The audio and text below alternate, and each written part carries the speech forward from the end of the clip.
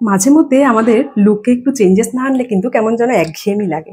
বেশ কয়েক বছর আমি লম্বা চুল রাখার পরে এখন একটু রিসেন্টলি চুলটাকে ছোট করে নিয়েছি। কেমন লাগছে জানি না।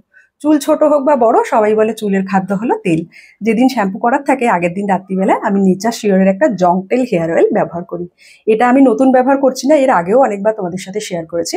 রাত্রিবেলায় এটাকে অ্যাপ্লাই করার পরে 10 থেকে 15 মিনিট হালকা হাতে মাসাজ করো বা হেয়ার ব্রাশ থাকলে মাসাজ করে নাও। পরের দিন সকালে শ্যাম্পু করো। কি শ্যাম্পু ব্যবহার করি অন্য ভিডিওতে দেখাবো। এটা সম্পূর্ণ প্রাকৃতিক উপাদান দিয়ে তৈরি করা, কোনো রকম কোনো কেমিক্যাল নেই। আগের যে ফাইলটা ব্যবহার করেছি তার থেকে ওই নিউ ফাইলটা দেখলাম আরও বেশি আপডেটেড।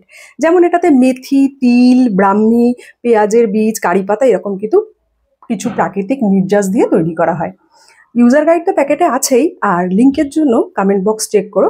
আশা করি তোমরা উপকৃত হবে। তবে ইয়েস, মানুষের তো মানে মানুষের উপর ডিপেন্ড করে রেজাল্টটা কেমন হবে।